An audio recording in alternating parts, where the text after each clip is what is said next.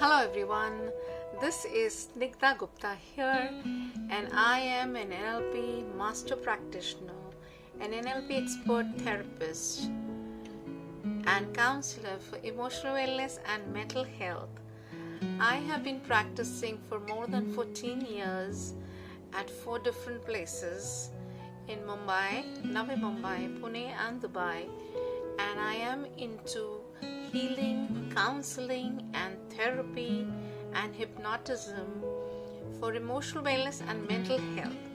So today we are here to talk about how to cope up with your romantic relationships. So let's understand a romantic relationship, whether it is of a husband or wife or a boyfriend or a girlfriend type, a live-in relation, whether it's any type of relationship that you have. You are at the receiving end of all relationship previously. This relationship is at the receiving end of all relationships that you've had previously. This relationship actually bears the brunt of all the previous relationships. So let's understand that it's a very unique relationship, it's a very responsible relationship, and this is the only relationship which has the most of the issues because this relationship is as such. So rest of all the relationships that you've had previously in life, your mother, father, your elder brother, your siblings, your sisters, these are all blood relationships. You did not choose them. They came to you. They were given to you. You never had a choice, right? So this is the first relationship basically where you have made that choice. You have made a conscious choice of either deciding to marry to that person or being into a relationship with that person. So this is a very different relationship, and dealing with all it is also very different. So let me tell you, the relationship that you are in currently is, for example, a marriage or a relationship or a boyfriend-girlfriend relationship. So the relationship that you are in current is also is the same type of relationship that you've had with your parent. It's also that you have not chosen, it has been given to you. Though it appears that you have met the person, it appears that maybe this marriage is an arranged marriage, you have met a person not the way you usually meet, and this has been arranged, or the marriage has been arranged, or the meeting has been arranged, but this relationship is also passed on to you. This relationship is basically, we do not meet people randomly. We meet people when they are destined to be in our lives. So there are no random accidents. We meet people for a season or for a reason. So they are meant to cross our paths for a reason. So the person who came into your life today was very much destined to be in your life. Okay, you were supposed to meet up eventually. So it first just appears. It just appears that the relationship is not a past one. It is something that you have created. Okay, but then the person that whom you are to be with is destined already. Okay, they are meant for you. So the way your relationship between your parents, the siblings, the one which you had, has been passed on to you, this relationship in the marriage or any romantic relationship also has been passed on to you. So let's understand that is one difference. Also, that you have actually manifested this relationship. You have manifested this subconsciously. So having said that, I hope it puts your thoughts that which at times may cause you disturbance about, you may regret a life partner, or you may regret about why did I marry the person, what if I had met somebody better. Okay, so let's understand that this was destined by the universe and not a mere coincidence. And there are people who say, what if I chosen somebody else, what if I didn't get married in a hurry, had I waited for a better person to come along. Okay, so let's understand that when you got married, this was a sign and it was meant to be this way only. So all these ifs and buts, all these wishes, the thoughts that, wish I had a different, do you even think that, do you do these kinds of, comparisons of the relationships that are passed on to you? The relationships, the blood relationships, can you choose your parents? Can you say, I can have a different brother and sister from tomorrow? Or, do we ever do that? So we don't do that. So we accept the blood relation as they are. And we never question them. So why do we question relationship like this, a romantic relationship where you're married or where you are living together is also destined? So why are we even thinking of questioning this kind of a relationship also? Because that was also destined. It's also something that it's passed on to us. We can't do anything much about it. So acceptance of this itself creates a lot of calm and peace in some people. So the same thing applies here, is that is the acceptance of the relationship as a destined relationship. And only in cases of extreme probably physical abuse or a domestic abuse or a mental health issue, that this relationship should be dissolved. So and then people ask me, why are there so many reasons why this is the relationship which is the most troubled relationship? Most people have issues in this relationships only, in the relationships which is a married relationship or a husband and wife relationship. And why does that occur?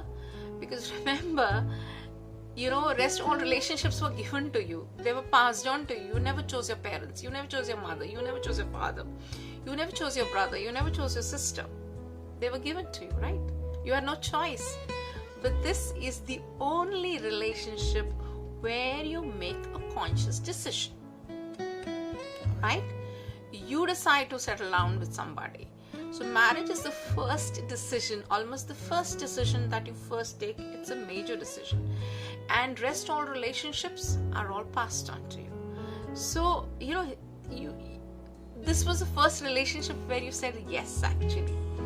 Where there was a conscious question asked you and you relented and you said yes. But for rest, all relationships were given to you. They were passed on to you. You had no choice. So that is why this relationship is very different, very difficult, and also has most issues.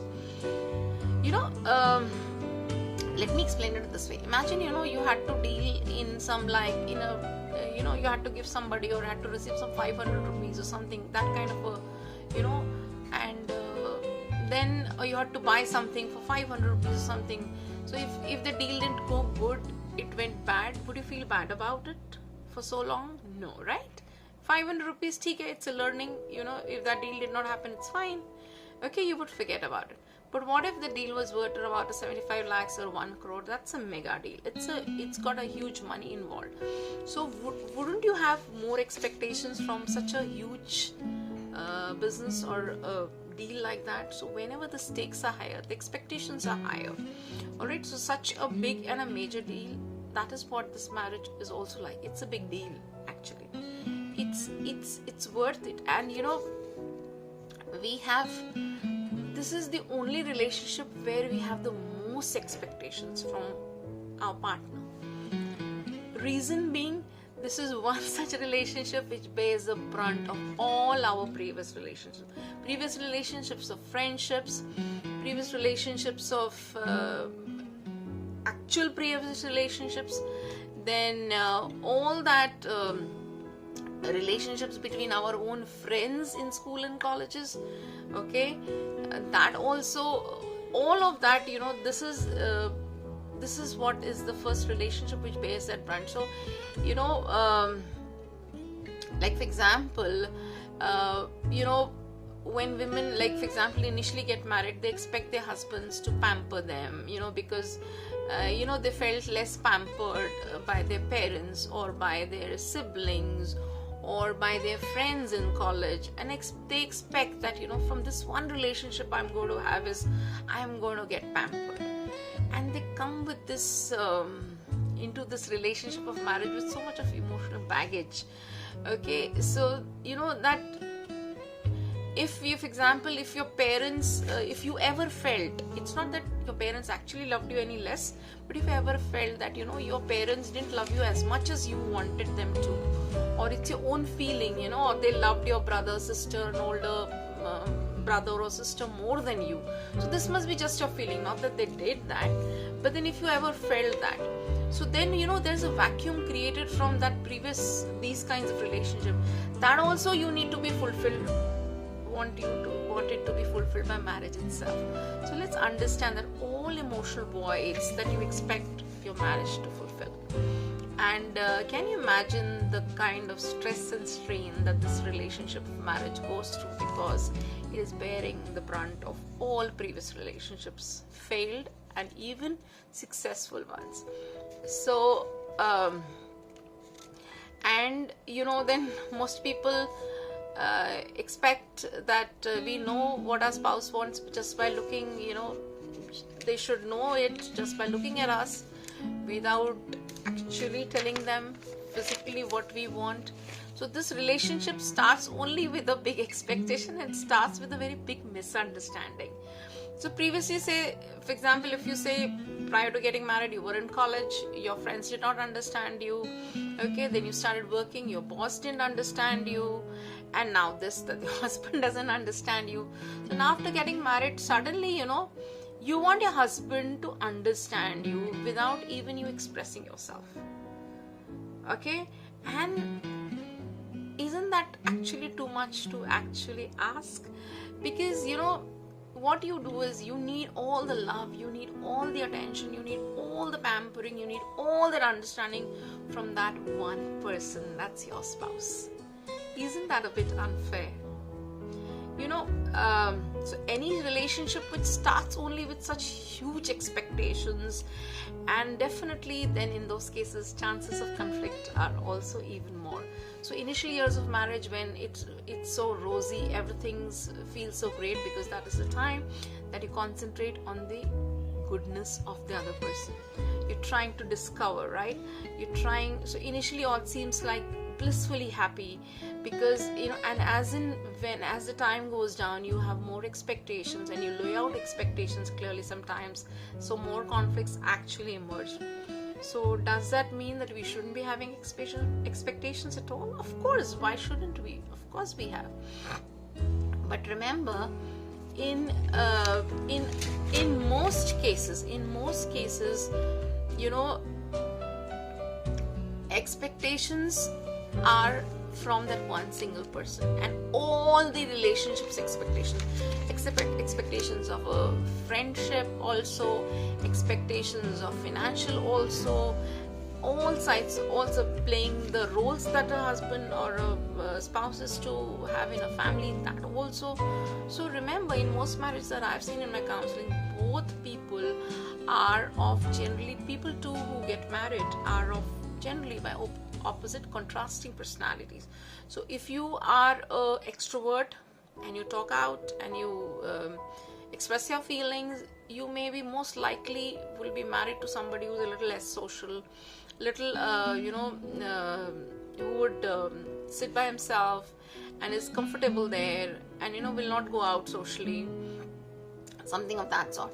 So the thing is, we need to appreciate these differences, okay? And what we do is, initially all of that seems very fine to us, because when we see that, you know, when a person is dating, you find, okay, this man or this husband is a kind of, you know, not very outgoing, or keeps to himself, so we think he's pretty, you know, ambitious, or he talks less, and we may even have pride in that.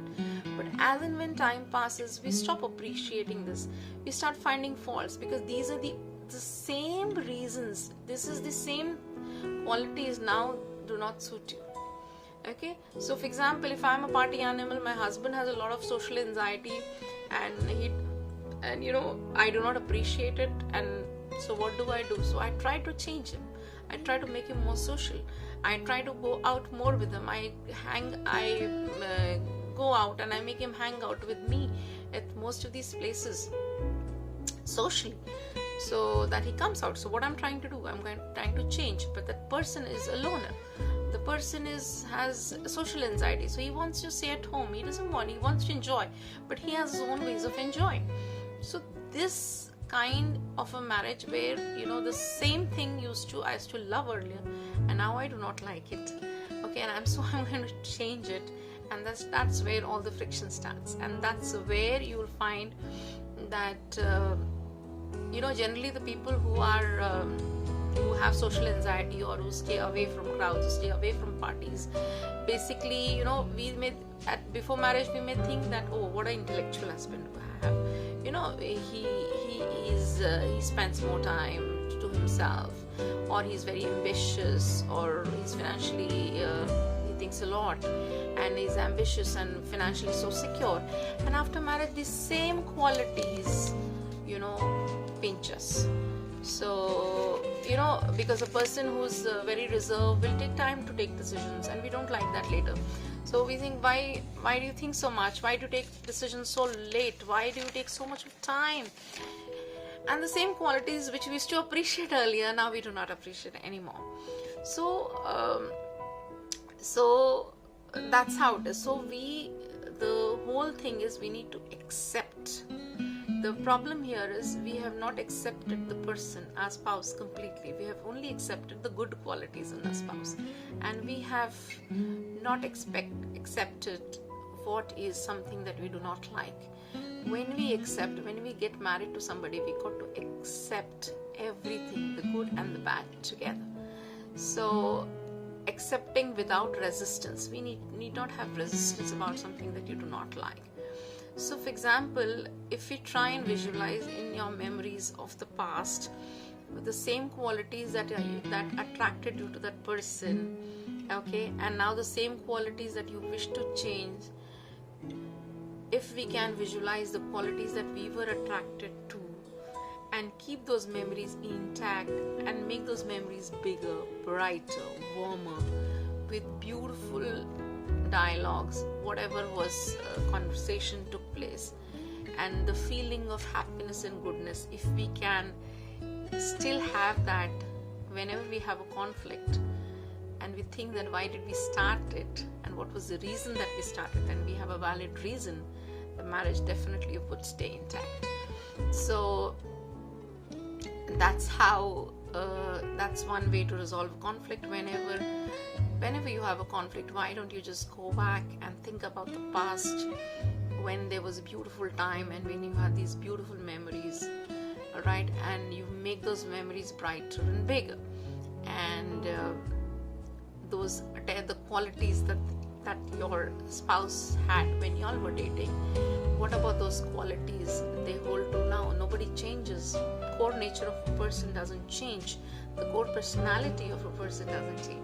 So what about appreciating those qualities even now, and not expecting people to change, and definitely not trying to change your spouse? That's the key to a very successful relationship.